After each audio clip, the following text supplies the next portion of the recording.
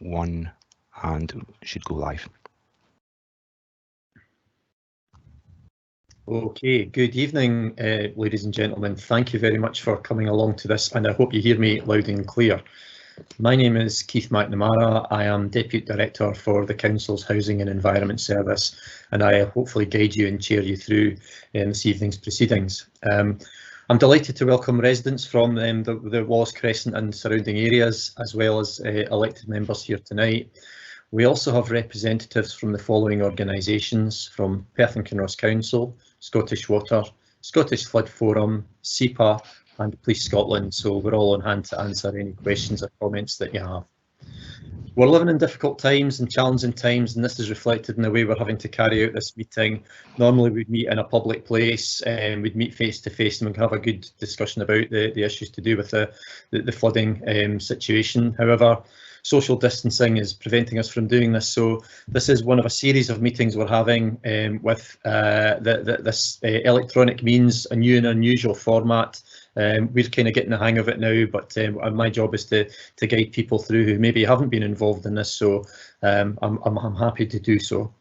So we're here to talk about the significant storm and flooding events of the 11th and 12th of August, which impacted on many areas in Perth and Kinross, and specifically where we have multiple cases within Perth and Kinross, where I think it was something like a month and a half's rainfall fell within a six-hour period, and obviously it affected residents within the Wallace Crescent and surrounding areas. So we're here to learn about what happened, maybe a bit of what happened, and then what we can do together to minimise the impact of any future flooding events. We're fully aware of the misery that flooding causes and uncertainty, etc. So we want to work together with our elected members, with our partners, with our residents, and to mitigate and minimise whatever we can to prevent or to minimise the flooding impacts. If you can indulge me, I'm not going to plan to introduce everyone at the meeting, as that will take up a substantial part of your evening. However, I'll ask that anyone who comes forward to answer a comment or a question which you would put in will introduce themselves at the start of their response. So to lead you through the format of the evening, we will start with a short presentation being led by my colleague Peter Dixon, followed by a discussion in relation to any comments or questions that you want to raise. The difference to perhaps a normal meeting is we would ask you to start putting the questions or comments into the comments box at the side of the Teams window that you're in, and I'll ask colleagues to just give you some advice on that. So I don't know whether Bobby or Lee are maybe just in a wee position to talk you through that. If we can hand over to Bobby or Lee just to do a quick rundown of that. Yeah, the Q&A box, you will notice if you're viewing this as a member of the public, there is a question and answer section. If you're watching it on a mobile phone, it'll be up to the top towards the right. And if you're viewing it on a laptop, you should see a little box with a question mark in it. This is where you can ask any questions to the people that are on the call tonight. Thank you. Thanks very much.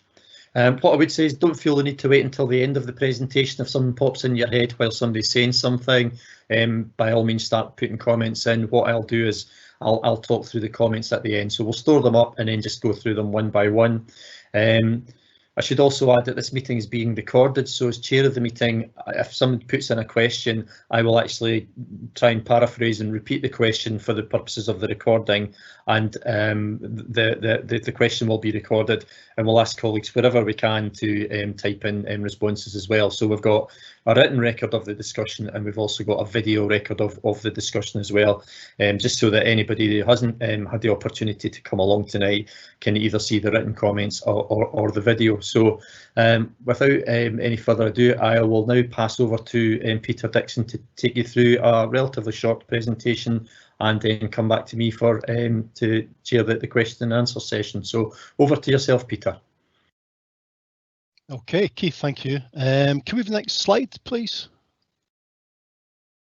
We'll get that up there. I'm Peter Dixon. I'm the senior engineer with the council's flooding team. Obviously tonight we're just here to talk about the flooding that happened at Wallace Crescent area. We could just get a short presentation. So next slide again, please.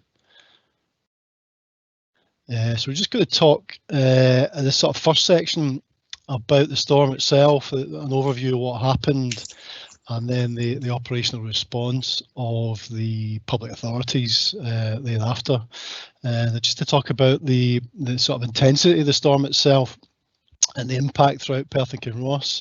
During that night, much of Scotland was affected by significant thunderstorms and heavy rainfall.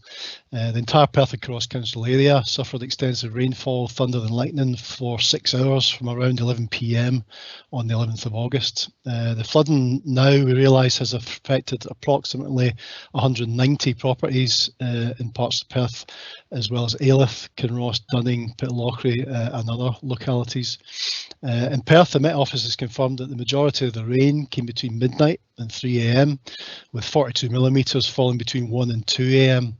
The total rainfall in Perth was 86.4 millimetres for the 24-hour period from 6 a.m. on the 11th of August to 6 a.m. on the 12th of August. Met Office climate data indicates that Perth would normally experience an average of 65 millimetres of rain in the whole month of August. 42 millimetres in an hour is therefore exceptional and confirms that the storm was significant. Initial rainfall analysis by SEPA has confirmed this.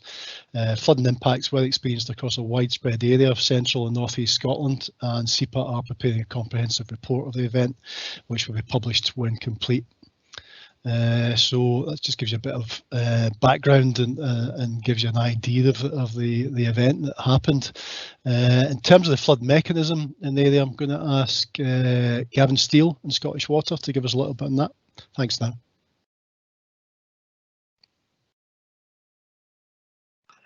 Thanks, Peter. Just to introduce myself, my name's Gavin Steele. I'm Scottish Water's Corporate Affairs Manager for the North of Scotland. We've also got on the call this evening my colleague Grant Manson, who's from our specialised flooding team. Turning to the mechanism of flooding, there'll be a bit more to follow about this later in the meeting, but essentially, in the simplest sense, as Peter has touched on already, the cause of the flooding in this instance was the intensity of the rainstorm that affected the area during the early morning of the 12th of August. The drainage systems that serve Perth are all interrelated, and responsibilities for them vary, and therefore it's important to finding solutions to flooding for Scottish Water and the Council, particularly with residents and other agencies, to work in partnership. In this particular instance of flooding in this locality, our investigations in the past and some of the work that I'll talk about later in the meeting that has been done gives us an indication that the primary contribution to the flooding problem is surface water runoff from the green space to the south of Wallace Crescent, and also from the public footpaths and the highways. The drainage systems are interconnected, so the sewers are part of the picture, but as I say, the primary mechanism is surface water runoff.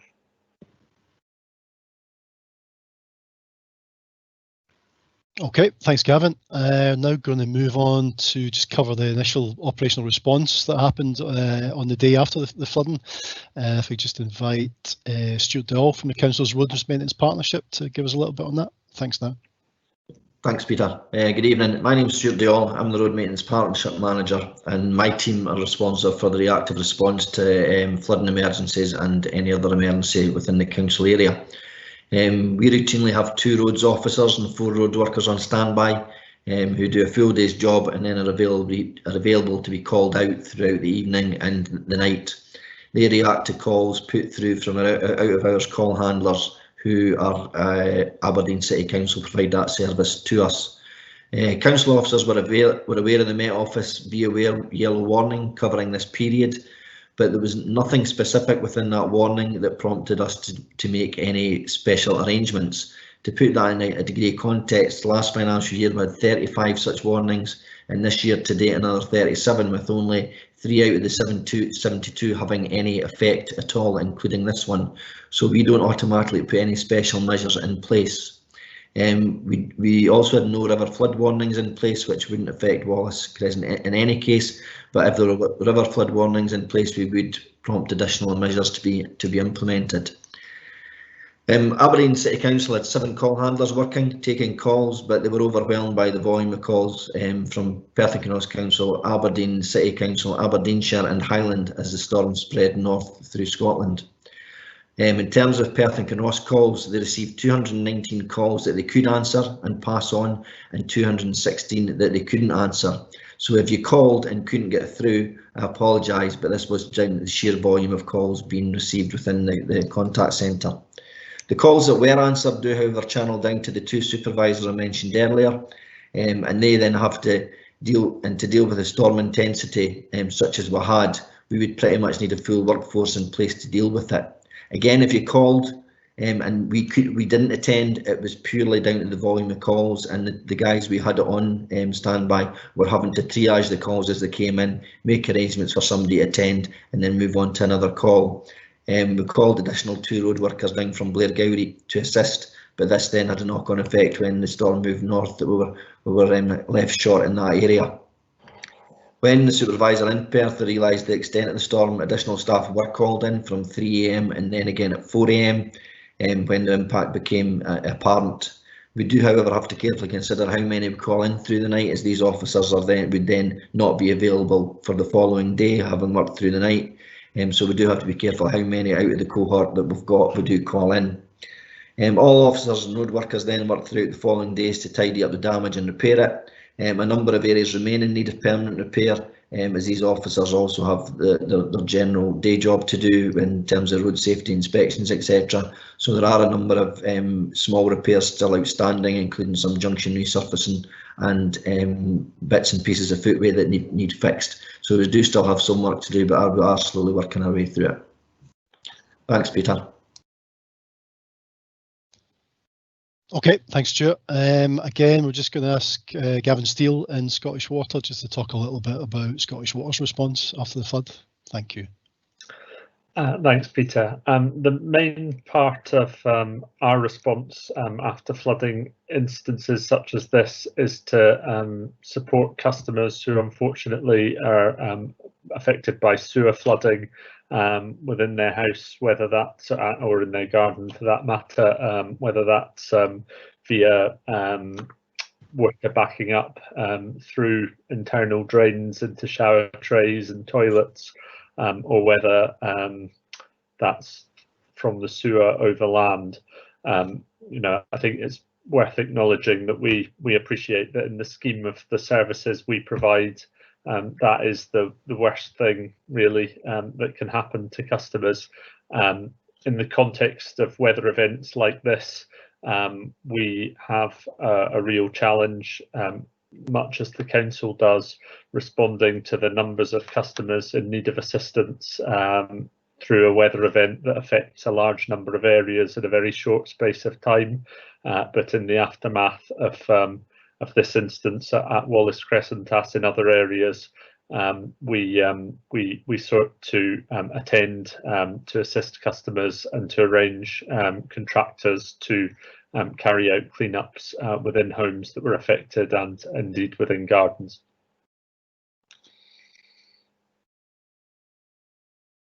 Okay, thanks, Gavin. Now we're going to move on to get a bit of input from Michael Rumgay. He's the Perth Fire Station Commander, but he couldn't make it on the call tonight, but he's offered to respond to any questions that we pass on to him. So again, you can just add these to the chat box. So we'll move straight on to the police response, and hopefully Stuart Watson's on the call, can answer that. Thanks, Dan. Yep, Stuart Watson, Perth Community Sergeant. Obviously, it was a difficult night for all involved, with all the flooding, the residents and all the people responding to it. Nothing different from a police perspective. We were obviously dealing with the calls that we got a large number of for the flooding, and obviously other incidents that were ongoing at the time. The common question that will get asked for us is why were proper road closures not put in place. In those conditions, it's difficult with the amount of water that's going to get the cones, the signs out, without them end up going away with the water and sailing down the road. It's difficult. So obviously means cars go up and down, vehicles going up and down the roads, causing the bow waves. I know it's difficult. We do try our best with it, but I think with the conditions that night, other than putting police officers on each road to put a proper road closure on, which just obviously wasn't possible. We do try our best and obviously go to the main areas that are having the most difficulty, and obviously the partners that are contacted to attend, we obviously try and make sure we're providing them support like the fire service also do. So very difficult. Every time something like this happens, we will learn, like we all do. So any questions, I will also try my best to answer them, and if I can't, I'll get the answers and we'll get them posted on. Good stuff, thanks Stuart. Now can I ask for the next slide please? On the second half of our presentation. So just going to move on from that now to talk a little bit about flood recovery and the sort of future measures that we're looking to take. So I'm just going to invite Carol Rayburn's on the call from the Scottish Flood Forum. Thanks, Carol. Good evening, everyone. My name's Carol Rayburn, Director of the Scottish Flood Forum. You may have seen me on our mobile unit in Perth city centre a couple of weeks ago. So the Scottish Flood Forum is a charity and we're funded by the Scottish Government, and our aim is to support communities and individuals who've experienced flooding and who are also at risk of flooding as well. There are two arms to what we do, and the first is the recovery element, so helping support you through insurance claims, giving advice and lending support, as well as a listening ear, and also the resilience aspect as well, looking at flood protection for homes for the future, starting up community groups, and offering a free service called a property level protection assessment, where one of my team comes out and visits your home and makes recommendations as to what things that you can install that might help prevent or minimise the damage to your property from flood water. We are having to operate differently because of COVID, and we are a very small team. There's only 5 of us covering the whole of Scotland, but the new restrictions shouldn't pose too much of an impact on the work that we do, and we can still come out and do those property level protections. So if you've got any questions this evening, happy to take them from you and to hopefully provide some answers for you. Thank you. That's great, thanks Carol. Now we were going to move on to invite SEPA. Karen Bloodworth is SEPA's flood advisor, but unfortunately couldn't make it tonight, so she's passed on some information that I'll read out from SEPA. So they were going to talk a little bit about the Scottish Flood Forecasting Service, which SEPA provide in partnership with the Met Office. The service provides a daily national flood guidance statement, which is issued to Category 1 and 2 agencies, including local authorities and emergency responders, and provides an assessment of the risk of flooding for the next 5 days. The Scottish Flood Forecasting Service also supports SEPA's Floodline service, which provides live flooding information and advice on how to prepare or cope with the impacts of flooding 24 hours a day, 7 days a week. For those registered with Floodline, they can receive flood messages for an area of interest direct to their phone. For the recent flood event on the 11th and 12th of August, SEPA issued a flood alert for Tayside on the 10th of August, highlighting a risk of heavy thundery showers, which may result in flooding impacts from surface water and small watercourses. The flood alert was updated over the following days when further information was available. Due to the difficulty in forecasting summer intense thunderstorms in terms of location and timings, SEPA are generally unable to provide specific location information where the impacts may occur, and therefore the risk of flooding impacts from these storms is highlighted across a larger regional area. SEPA have made a commitment to explore and trial available approaches to surface water flood forecasting and hope to make developments in this over the coming years. SEPA undertook a post-flood analysis looking at the rain gauges in the network were available, and rainfall measured in Perth confirms that this was an extreme flood event with nearly a month's rainfall within 12 hours. SEPA are currently producing a national report on the flood event, and this will be made publicly available in the coming weeks. And if you would like more information on Floodline, you can visit SEPA's website or contact them directly through the Floodline website as well. And as I say, if you get any questions that you want us to relay on to SEPA, just put them into the chat box. So now we'll move on to talk a little bit about some recent study work that's been carried out and has covered the Wallace Crescent area. This is the Perth Integrated Catchment Study. So again, I'll just invite Gavin Steele from Scottish Water to talk a little bit about that. Thanks, Dan.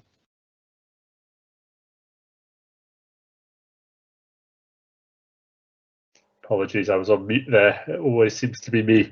I touched earlier on partnership being the foundation for work to tackle flooding issues. There's a framework which came into effect in 2009 called the Flood Risk Management Act, which provides a framework under which Scottish Water, local authorities and SEPA in particular work to address flood risk, and particularly to manage the complex relationships between different drainage systems. So in the context of Perth, particularly between watercourses, both to the larger end of the Tay and things like the Town Lade in terms of above ground drainage systems, the combined sewer network and the road drains underground, and overland flows of surface water as well.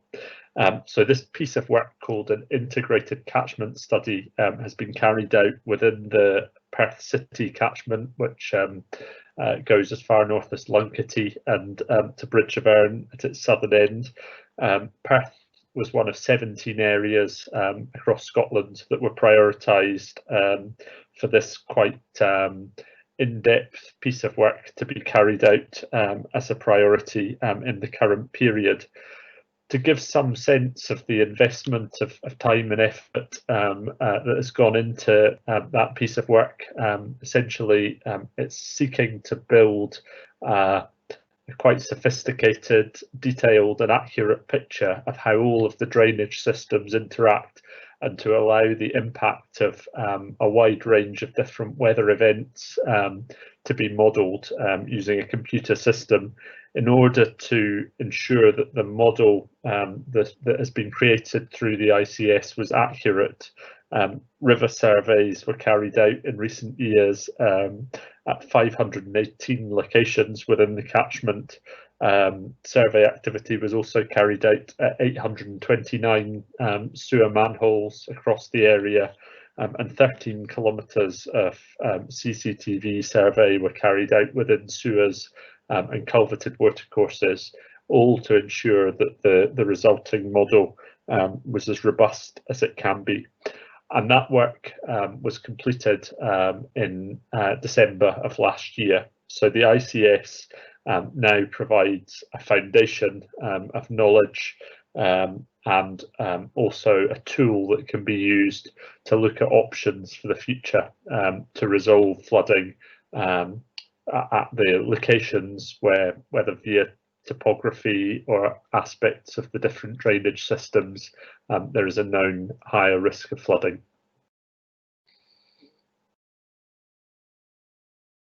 Okay, thanks, Gavin. Now I'm just going to talk for the next few items. Just to give a little bit of background, Council has done some investigation work in the past at the location in terms of looking at the existing drainage systems and just making sure drains are cleared, etc.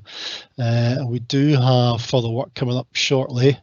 If I can just find my notes here, to carry out another closed circuit television camera survey of a culvert, or quite a large pipe that passes under some of the affected properties in the area and heads out towards the east to connect back into the sewer network. And we're going to be checking that hopefully starting next week.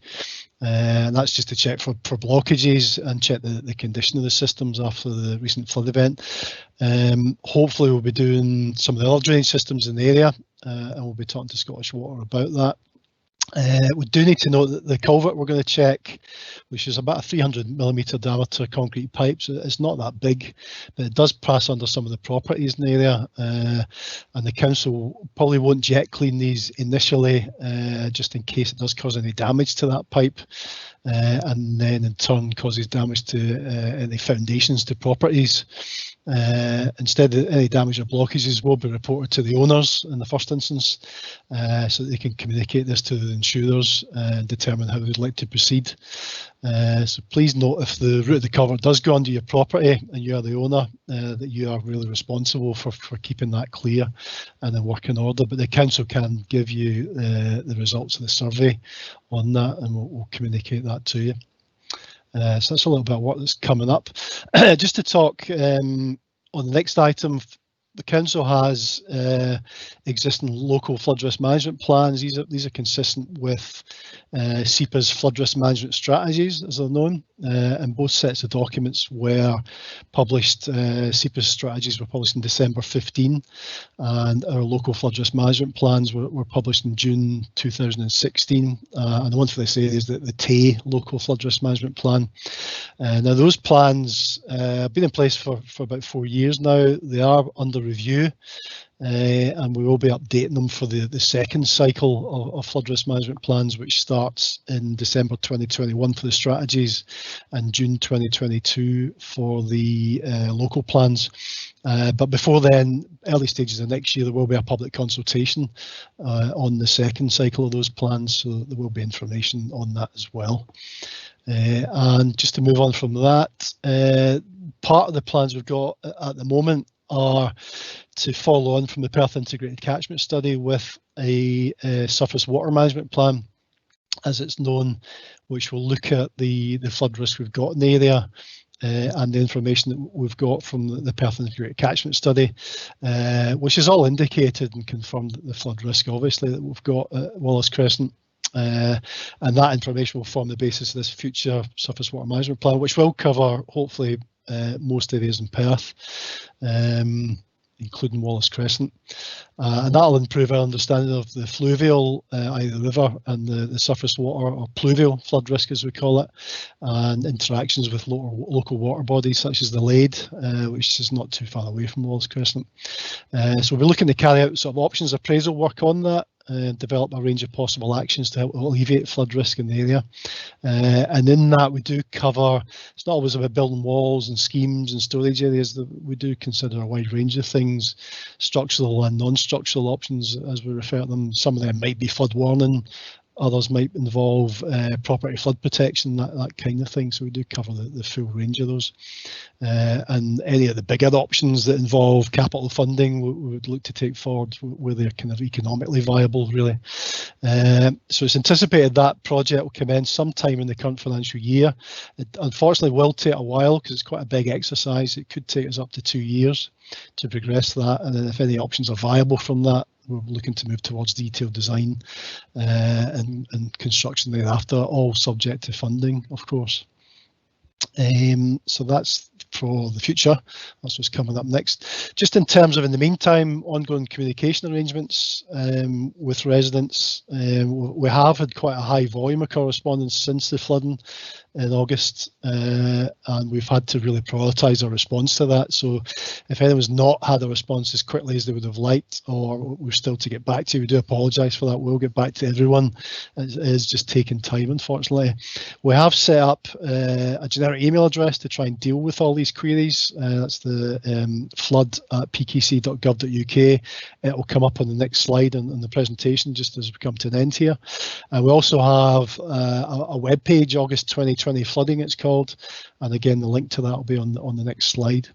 We're hoping to get more community information out, more bulletins. There's been one, a few put out already. We've had frequent asked questions put out, as well as a general flood bulletin for the whole council area.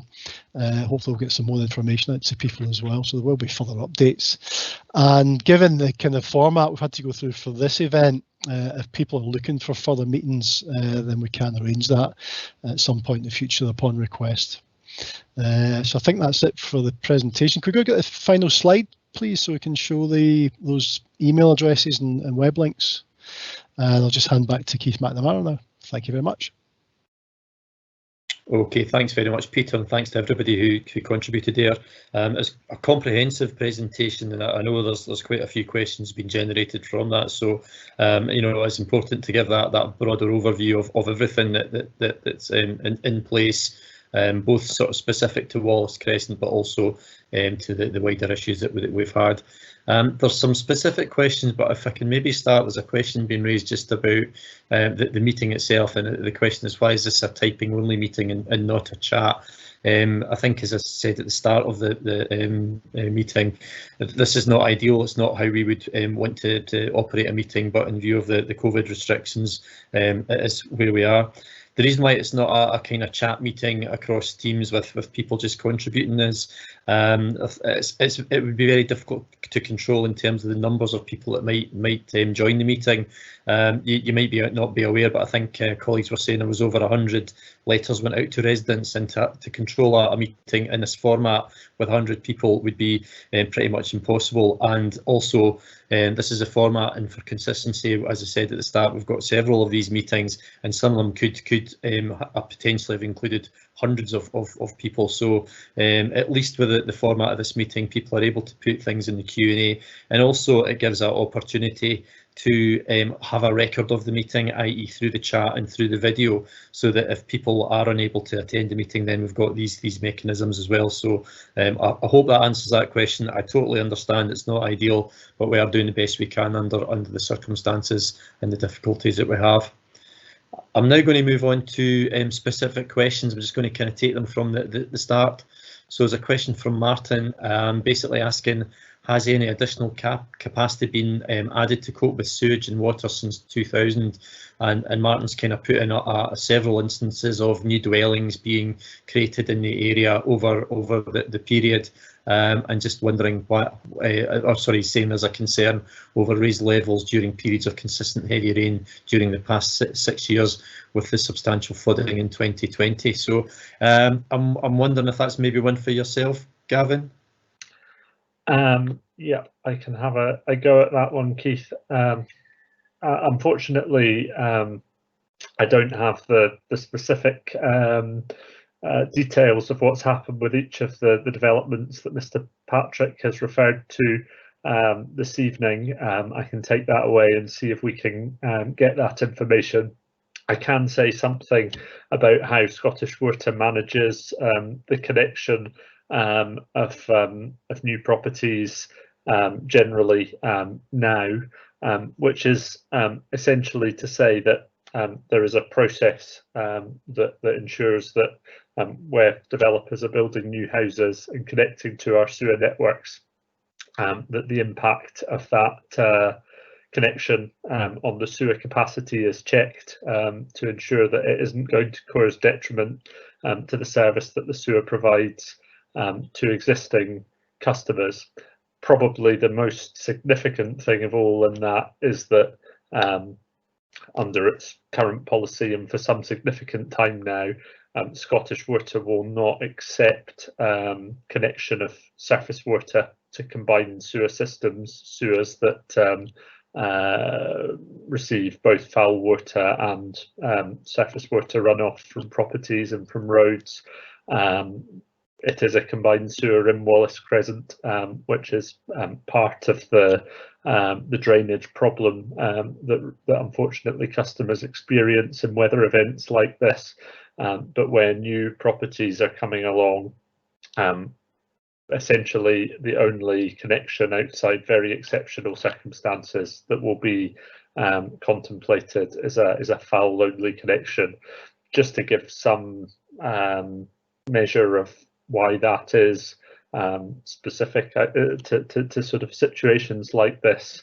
In terms of the surface water runoff that Scottish Water is ordinarily responsible for from a house plot, the roof water and the garden, the peak surface water runoff is typically something of the order of 35 times the peak foul flow from the customer's property. So in terms of the size of the pipes, if you like, that are required to cope with that, the surface water is a huge part of the problem. By comparison, by limiting new development to foul connection and requiring surface water to be managed differently, typically via suds and things like that, it means that there's much less additional capacity taken up in the existing combined sewer system. But as I say, even with that lower flow coming into the network, there is a process to ensure that where there's a known incapacity in the combined sewer, modelling work will be carried out, and developers should be required to provide additional capacity where there is a pinch point, and that's required to offset the impact of the additional flows that they're bringing into the network. It's fair to note, just in summing up, that we can't require developers to take away an existing problem, such as we know there is in Wallace Crescent, that rests with the combined efforts of Scottish Water and the council, but yeah, we can through our connections process ensure that new houses connecting do not make the existing problem any worse. Okay, thanks very much for that, Gavin. I'm going to move on. There's a couple of comments from various people in relation to a suggestion that a dwarf wall to prevent water ingress to the properties would be a simple and cheap measure. I suspect that might be one for yourself, Peter, or maybe Russell. Yeah, I'll have a go. We have actually corresponded. I suspect it might have been with Mr. Patrick on this in the past. I'm not sure. Maybe with one of his neighbours. And I'm just trying to get a hold of the comments that we had. So we did look at this. Just the sort of principles of it is something that will be looked at definitely as part of the surface water management plan exercise I mentioned earlier on. You know, some form of sort of localised flood defence could be beneficial. However, you know, we're trying to just get a bit more of a handle on the exact nature of the flooding and its potential extent and severity. So it begs questions like how high do you build the wall? If you did build it, would it just overtop during the flood event? So there's things at level of service to be thought about and to be assessed. So the sort of size and extent of the flood defence is the question really. And you know, would that mitigate the flooding? Would it be up to the job? And generally speaking, flood walls or embankments can be quite costly. I know often the public think it's just a simple exercise to go and just build a small wall, but they can require substantial foundations to resist the sort of water pressure against them and to avoid overturning. Foundations can invariably lead to clashes with existing underground utility services. They've got to be diverted. So there's works required for that and cost involved as well. And access to properties has to be maintained. So, you know, how extensive is the wall? How do people get in and out their driveways and in and out their front and back doors, etc. That has to be thought about as well. Do we build walls and then add floodgates to them? That adds a complication that those floodgates have to be shut prior to flood events. So it's maybe just not as simple sometimes as we would like it to be. And anything that we do put in terms of protecting properties, you know, we do this general duty to make sure we don't just pass on the flood risk in the water to another adjacent property. So we have to kind of work in a bit more of a holistic way. And if we do pass on that flood risk, we have to provide some sort of mitigatory flood storage to deal with that risk.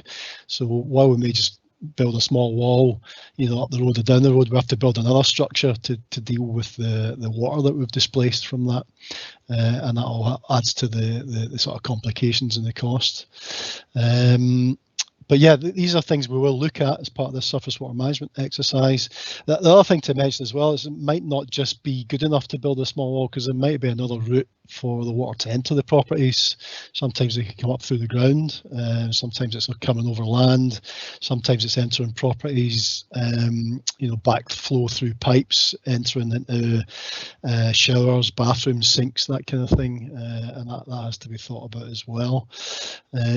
So that, you know, that is all stuff that we will look at as part of the study, and that will come on to us yet. We're in quite a good position here because we've got the Perth Integrated Catchment study that we've already looked at. We've got a model there, and that should give us quite a good handle on the flood risk. And then under surface water management plans, we can just take that model and use it to start looking at solutions.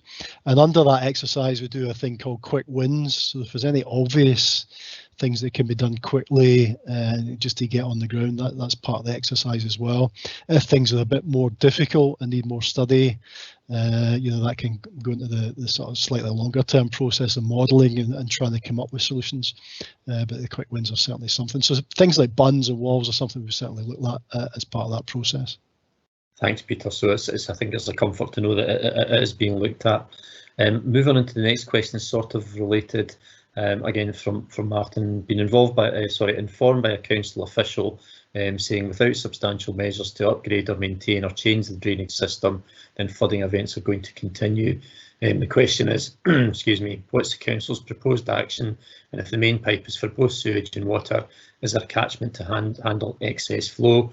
I appreciate, Peter, you were saying there's a surface water management exercise, a catchment study, and Gavin, you were talking about the Scottish water study. So, you know, it's a lot of kind of complicated investigations, but I think the reassurance to residents is it is being looked at. Is there anything else, Gavin or Peter? Maybe start with Gavin and then move to Peter. You want to add to that?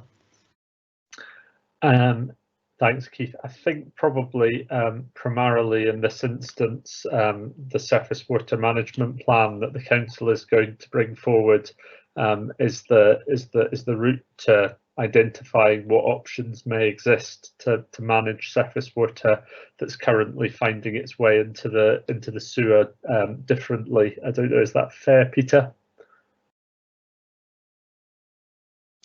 Yeah, pretty much. I mean, the issue at the location, I think, is you know, the combined sewer network's full, and the culvert we mentioned earlier is probably full during these kind of events with that surface water you were talking about, that 35 factor, you know, highlighting the foul water during a really big storm. And it's just got nowhere to go, really. The sewer network's full. You've got the surface water just sitting there, and it can't really get out anywhere. The Lade is obviously an adjacent water course, but it's flood sensitive as well. It's up to capacity during these flood events and can't really take any more water. So the difficulty becomes, where do we put the water? Is there means of providing some sort of storage? Can we reroute it on the surface so that it doesn't enter properties? And that is all the things that, yeah, we'll look at as part of surface water management plans. Okay, thanks very much. I'm noticing colleagues are putting in answers to the question, so there's a bit more of a detailed response from our colleague Russell Stewart in relation to the question of the dwarf wall. I'm going to move on now to a question around plans available for drains for Wallace Gate and Wallace Court. And Stuart, all my colleagues said we can check records from what we received from the developer when it was built. We do have records of every road gully and when it was previously cleansed and what condition it was in when we last cleansed it, so level of silt, etc. Stuart, is there anything else you want to say around the drains?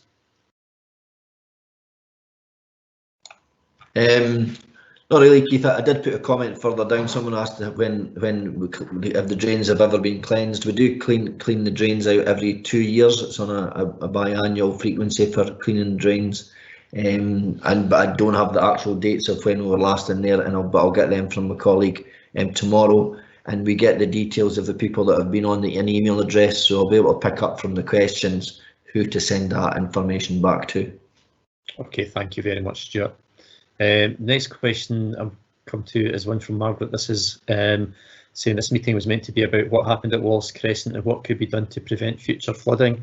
I'd like to think that we are addressing it. We're maybe from the start talking about the bigger situation, but what happened at Wallace Crescent was just an absolute unprecedented level of rainwater in an extremely short space of time. And really what we're talking about tonight is what can be done to prevent future flooding. So hopefully those arguments will be developed as we go through the meeting, and hopefully we can answer these points, Margaret. And indeed a follow-up question from an anonymous source, what's going to be done to prevent flooding in future? And I think, Peter, you've answered that through talking about the surface water management exercise and the studies we're going to be doing about looking at options and quick wins, as you said, including the dwarf wall. We'll have an anonymous comment about the person partnering 2 kids in dispute with an insurance company and don't want to pay out, etc. I really sympathise with that situation, and I'm just wondering if that's maybe something, Carol, is there any kind of assistance or support you could give in relation to that issue with the insurance company at all? Yes, and I think having had some communications with some of the residents in Wallace Crescent, that I'd really like to take that one particularly offline. I know that some of the insurance companies at the moment have, when residents have made claims, it all looks as if it's going to go according to the insurance process, but insurance companies have then reneged basically on the provision of insurance. So I'd prefer to take that one offline, so I'll follow up with that one if I may. Absolutely, Carol, and I think that presumably the Scottish Flood Forum are available online through the website and contact details there. Yes, that's correct. So it's info@scottishfloodforum.org is the best way to contact us at the moment. I know that our recovery specialist has actually been off sick, so we're trying to deal with his caseload as well at the moment as best we can, but I'll definitely follow up that one myself. Okay, I appreciate that, Carol. Thank you very much. Moving on to a question from Tom, saying the households on the Creef Road at the junction with Fuse Road are saying that the flooding there is not as bad in the past. However, households in Wallace Crescent are reporting the flooding is getting worse. Has water been diverted to protect Creef Road? It was apparent that the water 2 days after the flood event was running down Creef Road and into Tulloch Road, clearing the drains on Creef Road are not coping. Clearly the drains on Creef Road are not coping, and a result of the water ending up in Wallace Crescent. So I think there's 2 questions there. Has there been diversion of water from Creef Road effectively into Wallace Crescent, and the question around the drains on the Creef Road not coping? So probably question the first part maybe to yourself, Peter, second part to I'm not too sure, would it be Gavin or would it be Stuart? Sorry, but we'll go to Peter first, and then we can maybe determine who's best placed to answer the second part. Yep, thanks, Keith. I think Fuse Road itself was flooded on the 12th of August. We've already had an online meeting about that. The area was pretty badly affected and has been in the past. I'm not sure that things are getting worse at Wallace Crescent and maybe not so bad at Fuse Road. I think both areas have been badly affected, just due to the intensity of that storm.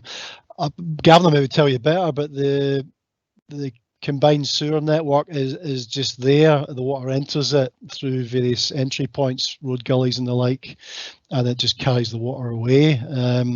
So I don't think it's not a system that, there isn't a sort of series of sluices and things that Scottish Water are operating to move water about from one way to another. But Gavin will maybe say a little bit more about that. Thanks, Peter. Over to yourself, Gavin. Thanks, Keith. Yeah, just to pick up where Peter's left off, as he says, the combined sewer system is largely a gravity system, so the pipes are laid such that the water and foul waste runs through them naturally. I suppose part of the nature of the ICS, the Integrated Catchment Study, is to recognise that it and other underground drainage systems are dynamic. So depending on the flows through any part of the network at any given time, there can be differences in how it performs from one hour to the next, and that may result in particular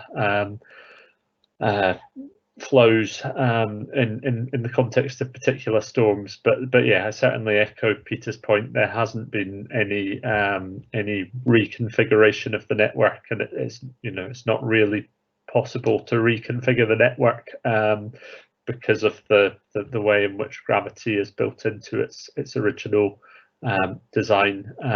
So yeah, the problems were severe in this instance at Fuse Road and unfortunately here at Wallace Crescent as well. Okay, thanks very much, Gavin. Keith, if you want, I'll answer the last bit of that. Thank you, Stuart. The gullies picked up as much water as they could on the Crieff Road, but they then do drain into a pipe that became full of capacity, so the water did start running over the surface.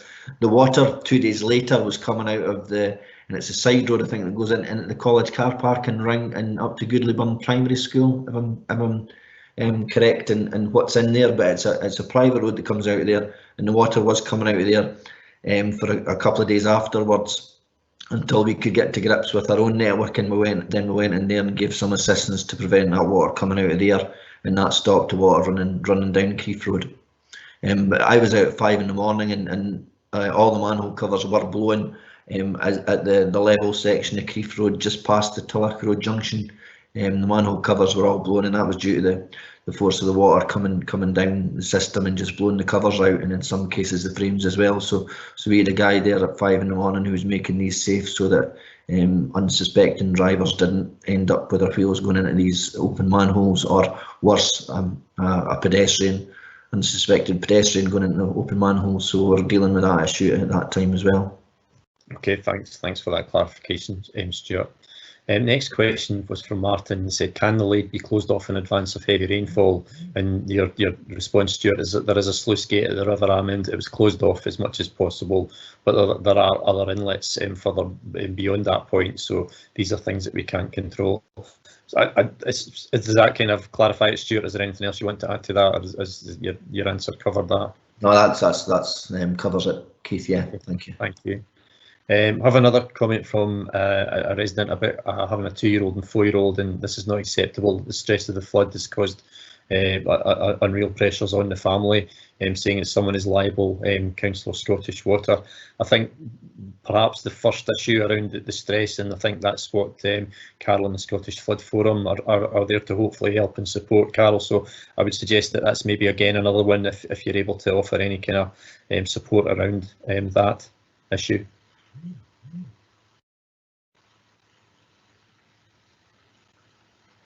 Okay, I'll take that as a hopefully a yes from Carol, because I think we've kind of covered that point before. Sorry, Carol, you want to come in? Sorry, no, I'm more than happy to take that aspect offline and contact the individuals concerned. Yeah. Thanks, Carol. I think the second point about someone is liable, Councillor Scottish Water. Well, I think there's several elements to that, as Peter mentioned before. The responsibility for protecting against flooding rests with the individual property holder. This was hugely unprecedented flooding event as we saw, but we want the purpose of this meeting and the purpose of our discussions is that we can work together to do our best to mitigate and prevent future flooding, and that could be the big stuff such as what Peter was talking about and Gavin was talking about the bigger flood studies and kind of infrastructural things that we can do, but it's also what we can do through working with the council, working with the partners, working with Scottish Flood Forum about individual property level protection. And that might be something, Carol, if I could maybe invite you to say something about individual property level protection. Yes, that's one of the services that the Scottish Flood Forum does offer, and that's a free service whereby one of my team comes out to visit your property and will do an inspection of the outside of your home. So there are a number of things that may help, such as air brick covers, if that was one of the ways that water was getting into your property. It might be flood barriers or floodgates, or thinking about the earlier comments that there's been about the wall. Maybe it's a combination of these things working together, even with neighbours, because there's a number of different products, such as what's called a flood snake, which might help divert the water away from your properties. So the best thing to do is to get in contact with us. I think we've already got some appointments, or in the process of booking in appointments for Paul Laidlaw from the Scottish Flood Forum to come out and visit properties and to do that free inspection and to make those recommendations as to what would be the best thing for your homes in the circumstances. So as I said earlier, we are unfortunately a small band of individuals, and we're trying to book in these appointments as fast as we can, but we're also supporting other communities in terms of the flooding in Fife and Aberdeenshire as well. So we will be in contact with you to book in those appointments. It takes about an hour and a half to do an inspection, but you will then get recommendations and a report as to what's the best thing for your particular home in the circumstances.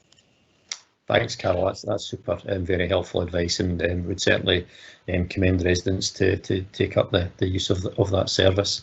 Can I just add something as well, Keith? Sorry, that, it's probably important to acknowledge that a number of the properties in the area are council housing, and we'll have tenants who've maybe been affected as well. So you know they should really refer that to the council housing service. Not everybody owns their own property. And I know we're having discussions with housing in the area about this, and they're liaising with residents as well. So there's a mix of private properties and council housing, just to acknowledge that, I think. Okay, thanks, Peter. That's really useful information. Next question was from Ken, asking about when the repairs to the road and path were going to be carried out, and also that silt wasn't cleared up in a number of areas.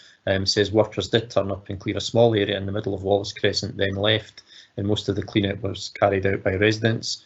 No gully motor that was mentioned as being here mid-morning was seen. Did they go to the right street?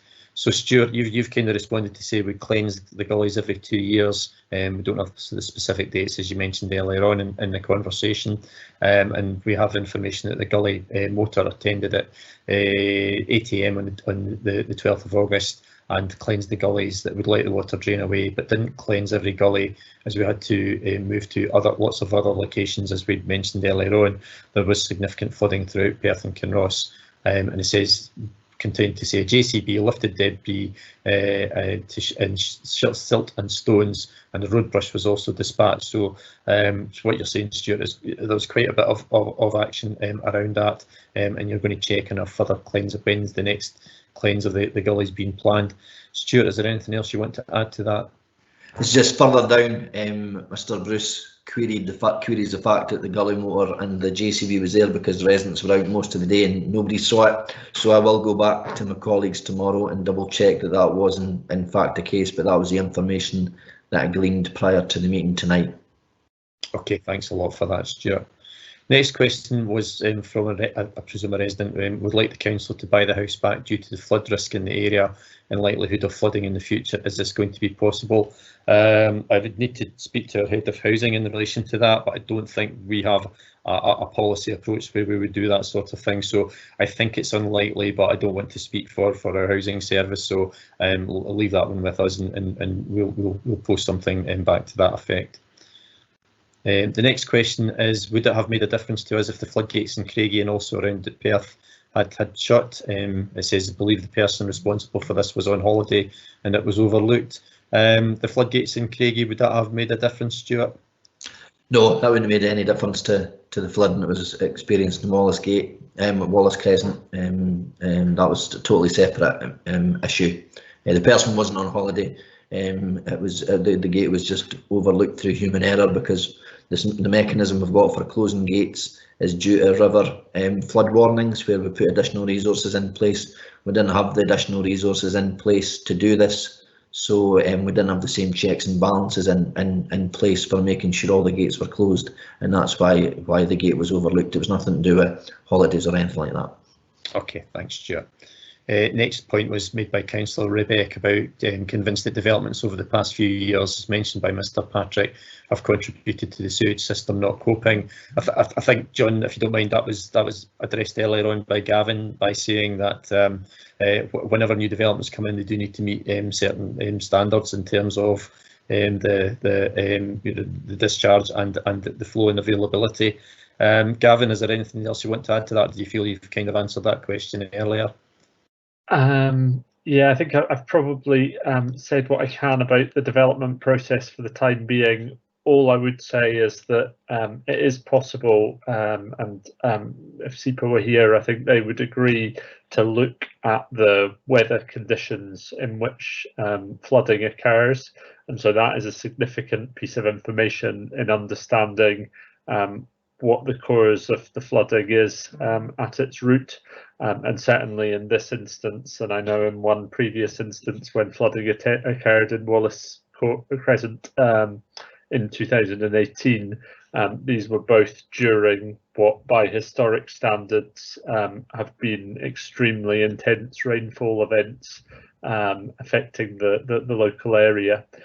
So again, I appreciate that development goes on, and development does have an impact, both sort of large scale development, also the creation of more impermeable surfaces of a kind that can go on within individual properties if people decide to pave over driveways and areas of garden and the like, so that there are things that can change that impact upon flooding, but ultimately the weather is a huge influence over this, and certainly taking these events in 2020 and 2018, the huge factor in what is causing this problem is the intensity of rainfall, and I appreciate that's frustrating and not something that we can directly control in a short-term sense, but I think it's important to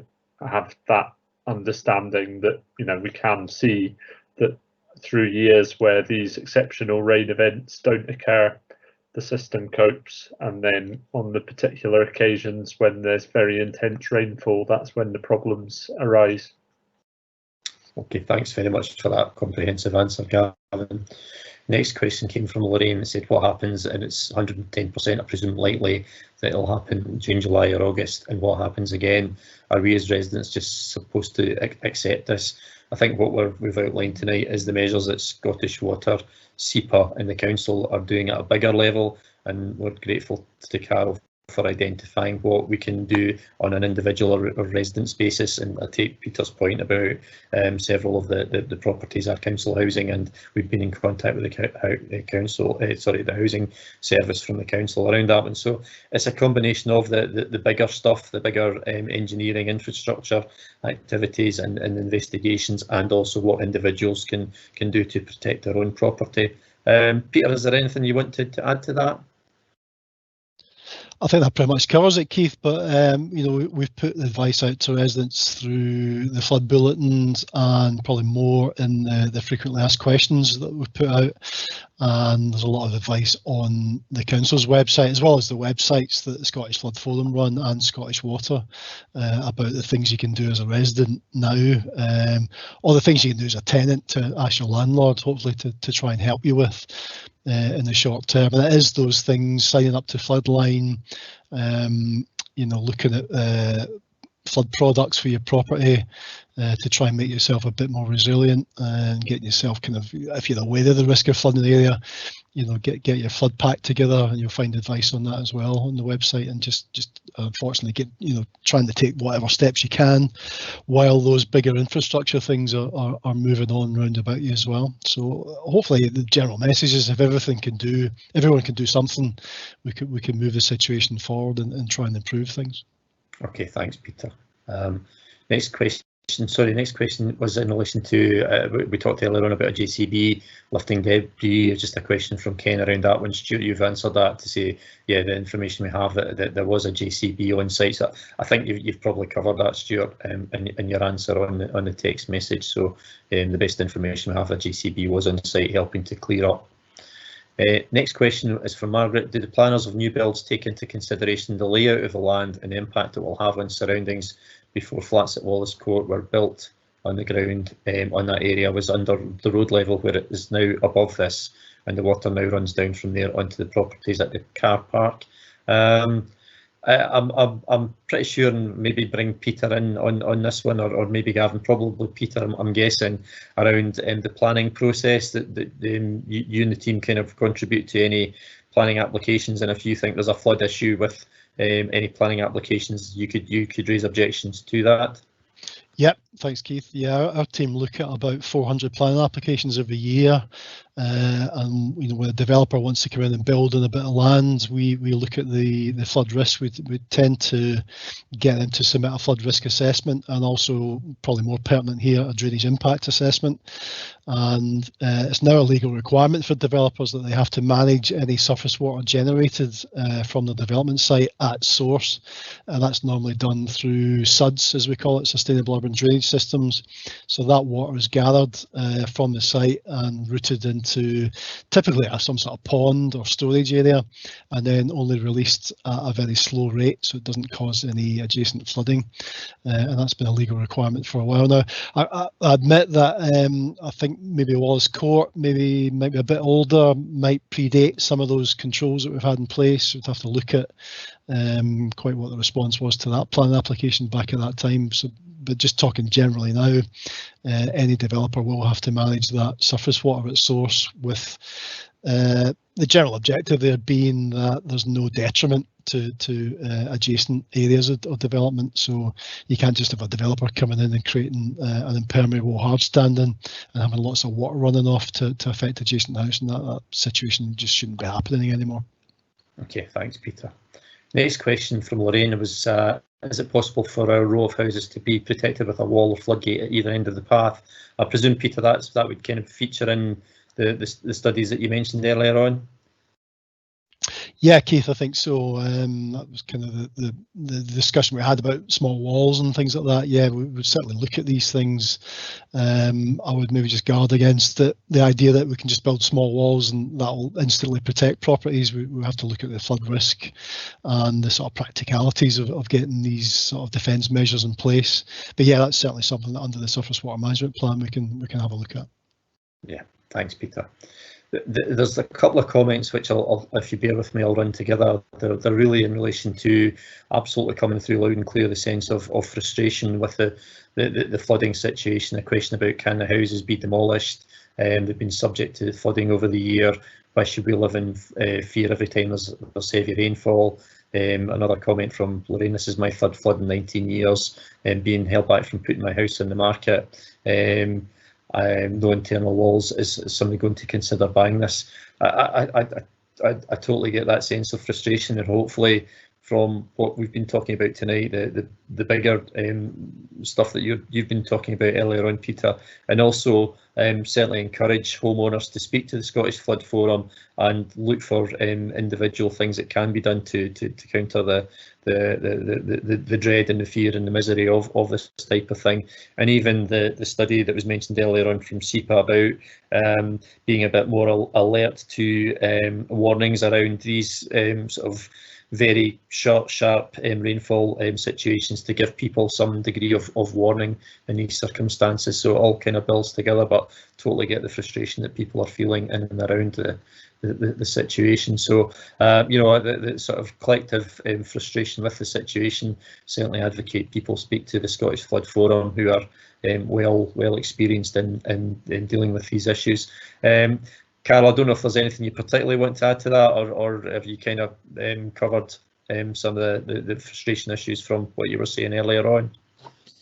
Yeah, at the Scottish Flood Forum, we ourselves have experienced flooding, and we've you know, been in different situations from Ballater to Hoyk to Perth in the past also as well. So we are here to listen and to offer what help and support we can. So each case is different. People respond to things in different ways, and we hear that and we can appreciate that. So please get in contact with us, because you're all individuals and you're all feeling the hurt in different ways. I think it's better for us to have individual conversations rather than try and put something in the chat box, which, you know, won't help you necessarily tonight, but give us a call, and we'll do what we can to support you. Okay, thanks very much, Carol. Next question from Lorraine, talking about the entrance to Wallace Crescent. The road at the mini roundabout is higher, therefore creating a basin. Can this be made to go downwards at the mini roundabout, therefore letting the water flow in the direction of the lade? I'm wondering, Stuart, is that one for you, perhaps more than Peter, to respond to? Yeah, to a degree. The mini roundabout have been designed when to suit that sort of arrangement. But it's a similar sort of problem as Peter mentioned about the wall. Building a small wall would push the water elsewhere. If we were to look at lowering the roundabout overall, there need to be a full study to establish exactly where that water would go, because we could just be pushing it towards somebody else. So it would be a wider study that would need done before we could do it. So we need to look at that and for the future. Okay, so if you're okay kind of taking that on, Stuart, that would be a big help, thank you. It's probably important to say, Keith, that these are, you know, it's quite good the members of the public are coming up with these ideas, because they are the sort of things that get looked at with surface water management plans. You know, potential ways of rerouting surface water into different directions, and hopefully manage that on the surface, because quite often during these storm events we find that the drainage systems are overwhelmed. There's no capacity in them, and the water's just sitting on the surface. So it's a matter often of just rerouting it somewhere else. And while that, you know, it may sit in the surface, at least it's not in people's homes and businesses, and that's certainly the kind of main objective with a surface water management plan. Right, thank you, Peter. Next questions were in relation to Lorraine is saying she's lived in Wallace Crescent for 51 years. It's never flooded until the flats at Wallace Gate and Wallace Court were built, and I think there's a couple of other comments along similar lines. Unless Gavin or Peter want to contribute more, I think you are saying that you know, that there is a sort of mechanism in place, and you mentioned, Gavin, that there's no way to kind of retrofit, there's no way to compel builders or developers or owners to kind of retrofit drainage or anything like that, and the way that we're kind of tackling this going forward is the surface water management study that you mentioned earlier on, Peter. Gavin, is there anything to add to that? No, I don't think so particularly. Just, I suppose, to echo the point that I made previously, that, you know, I understand people have an experience of a change in their experience of this problem over time, but the other key variable is the weather, and unfortunately, you know, there's quite a lot of data, I think, to suggest that we're seeing this kind of intense rainstorm more regularly than we did in the past, and that's a real challenge. Yeah, so the sort of historical thing about people have lived in the area for many years, but what I think you're saying, Gavin, is we're just getting more intense, more frequent storms of this nature than we would have had, say, 50 odd years ago, if I picked you up correctly. Yeah, no, that's right, Keith. I think again, probably SEPA are the real experts in terms of talking about this, and it's sometimes there's a sort of discussion about the extent to which you take at what point a number of data points becomes a trend and a pattern, but yeah, I think it's a recognised challenge, particularly linked with climate change, that Scotland generally is seeing these kinds of intense summer rainfall events more often, and is likely to continue to see them more often than it did in the past. Okay, thanks, Gavin. There's a comment from one of the residents about contacting yourself, Carol. I appreciate you were saying earlier on you've got a lot on your plate, but we would just maybe encourage people to keep making contact with you, and you'll get to the individual when you can. I think just to keep trying, I think, is the answer on that one. Thanks, Carol. Comment from Lorraine, sick of hearing about cost. You know the impacts this has on people's lives. Yeah, we absolutely get that. I think from a public cost point of view, we need to be mindful of the cost. We need to know what the cost that we're putting ourselves in for, because this is public money we're spending, and that's why the comprehensive studies that Peter and Gavin and others have talked about today, so that we look to create a solution which will actually work, rather than, I'll be really simplistic here, and apologies for being so simplistic, as just build a wall that turns out not to be the answer. So yeah, we need to ensure public money is spent correctly, and the detailed studies that Peter and others are doing, I think, is part of what we want to do to respond to this issue. There's again another question about Wallace Crescent. Sorry, I'm jumping ahead. There's a suggestion again about the path could be built inside the wall connecting to the path at number 8. If you're okay, Peter, we'll just maybe defer that one to yourself to kind of put that into your considerations, unless there's anything you specifically want to say about that just now. Yeah, Keith, that's fine. Yeah, we can certainly look at that. It's good to have ideas and suggestions, particularly from local people who know how the flooding happens. They know the mechanisms and the flow paths, etc. So yeah, that's all good information for us. Okay. Next point was in relation to Wallace Crescent, flooded in 2011. 3 properties nearly flooded during heavy rain 2017-2018. The drainage system in the area obviously isn't up to the job, should be upgraded during the building of the flats. It should have been upgraded during the building of the flats at Wallace Court, so no previous floods happened before this. Is there anything, again, factoring that into the study, Peter, is there anything you want to add to that comment? Yeah, I mean, I know we do keep saying to people that rainfall is unprecedented, but then we are seeing it happening at these kind of levels a bit more frequently. I think the scientific evidence points towards climate change on that, unfortunately. Drainage system not being up to the job, I think, yeah, that is the kind of intention and the objective for the Perth Integrated Catchment study, was to look at these forms of flooding in Perth to try and get a better understanding of them, and then moving forward from that, what can be done about it.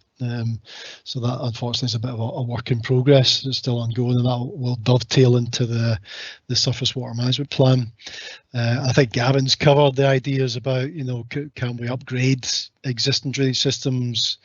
When we're carrying out new development, unfortunately, it's not possible to get a developer to upgrade existing infrastructure, adjacent to the site. He has to really deal with what's within the confines of the site. But we do check now that what they're doing on the site doesn't increase flood risk, sort of upstream and downstream, as it were. And the kind of surface water management requirements on the site, the SUDS features, etc., attenuation of flood water on the site are now a legal requirement. So hopefully that's dealt with now. yeah, we do acknowledge again that flooding is happening with more frequency and more severity. And we do often find these summer storms being far more unpredictable than the kind of slow build winter events, which are more probably river based. This kind of summer storm events that we're getting now are particularly difficult to predict and difficult to defend against, unfortunately. Okay, thank you, Peter. Next question from Lorraine saying, we paid £1,000 last year to put an anti-return valve on our system. Can this be done in the main pipes? Gavin, I think the answer is probably no, but you're more expert than I am. Yeah, I'm afraid you're correct in that. I think, Keith, I would perhaps need to just check with engineering colleagues that there's nothing at all like that can be done, but the sort of property level protection that can sometimes be implemented, whether by property owners themselves or where the sewer isn't meeting the service standard that Scottish Water seeks to achieve. We will sometimes install property level protection, a non-return valve, or there are some of these as well that have a sort of pump built into them that will continue to, will not only prevent backflow from the sewer, but will continue to allow the customer's property itself to drain when the sewer's full. I don't think hydraulically it would be problematic, I think, to try and deliver something like that at the scale of a gravity sewer. Thanks a lot, Gavin. Next question from Carol. What are your future plans to stop this happening? I appreciate that was posted at 7:25. Hopefully we've begun to answer that, both in terms of the larger scale studies that we are doing, but also about individual property level protection, and again mentioning fighting with insurance.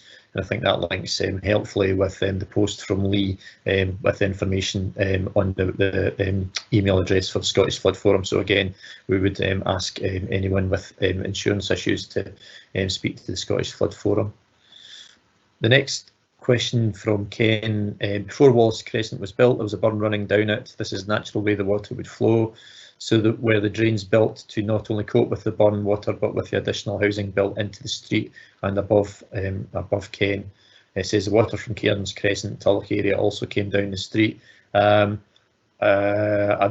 not entirely sure what the question is. I presume it's just was that factored in the design, and I don't know if anybody's remotely in a place to answer that from a few years ago. I'll hand over to you, Peter, but I think perhaps you might struggle to answer that one. Yeah, I think we're aware of the 300 diameter concrete pipe mentioned earlier. I suspect that is the sort of watercourse that's been referred to. Difficult to know when that was put in and what design standards were applied at the time.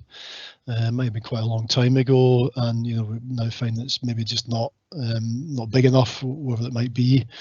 And drains as well.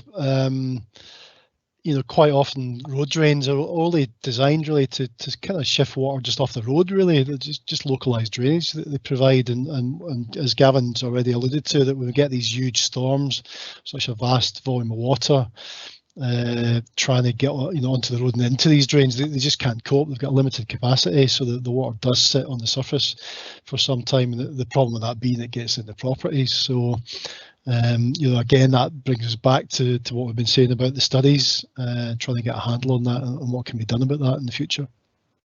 Okay, thanks, Peter. Martin's posted, the river hasn't overflowed in 20 years, therefore it's not fair to assume that the problems in Wallace Crescent are caused by surface water, and this is what requires to be addressed now.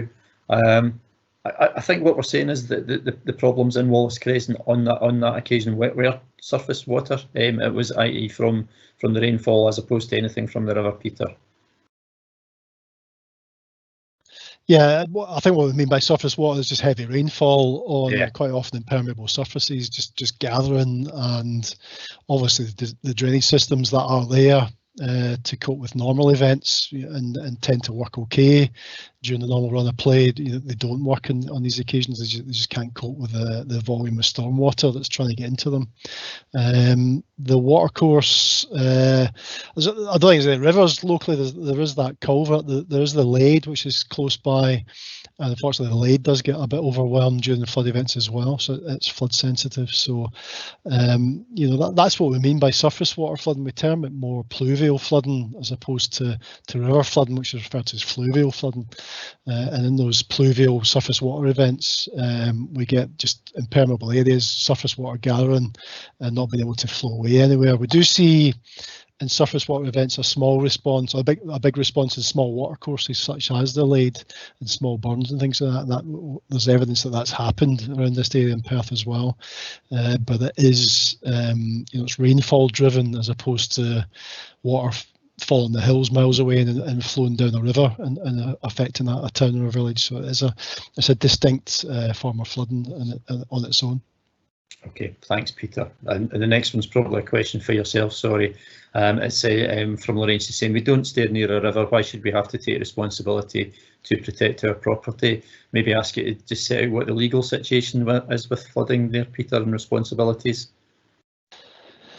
Yeah, it's pretty much the same. In riparian landowners, you own a bit of riverbank, you're kind of responsible for that bit of ground, your own property within it, and if you get flooded from the river, that is a situation. And unfortunately, it's the same with the surface water or pluvial forms of flooding, that if you own your ground and your property, you are responsible for that. I do take the point that that's difficult if you live within the confines of your house and you're bit of garden ground and something's happening up the road, the source of flooding's coming from somewhere else. That's difficult for you to do anything about that, but that's where the public authorities come in, that's where the studies come in. And while all that work's going on, we do try and encourage private property owners to try and take those property resilience measures to protect their own property where they can. And again, acknowledge if you're in a council house, speak to your landlord about that. There are examples of the council in other flood risk areas doing some works and things on properties to try and protect those properties from flooding. Okay, thank you, Peter. So Lorraine's saying that return valve, but we need help to deal with a lake outside our house. And again, we've kind of shared the contact for the Scottish Flood Forum to give people advice in relation to that. Martin is mentioning there's an area of ground adjacent to the football field that is not used. It's not fair to assume the diversion of flow into this area is better than not releasing the excess flow at the mini roundabout. Is that something we'd be looking at, Stuart or Peter, in relation to the point that Martin's making there? Yeah, I think we would investigate all of these potential means of managing surface water, Keith, and hopefully leave no stone unturned. And again, good ideas. We're aware of the kind of green space area in the area, and there's a bit of runoff comes from that. So it's always best if you can to try and deal with flooding that source. So are there things that we can do in that area to try and gather, store, attenuate that flood water? These are all things that will be looked at as part of the surface water management plan. Thank you, Peter. And as you say, the local knowledge from local residents is really useful to inform the studies that you're doing.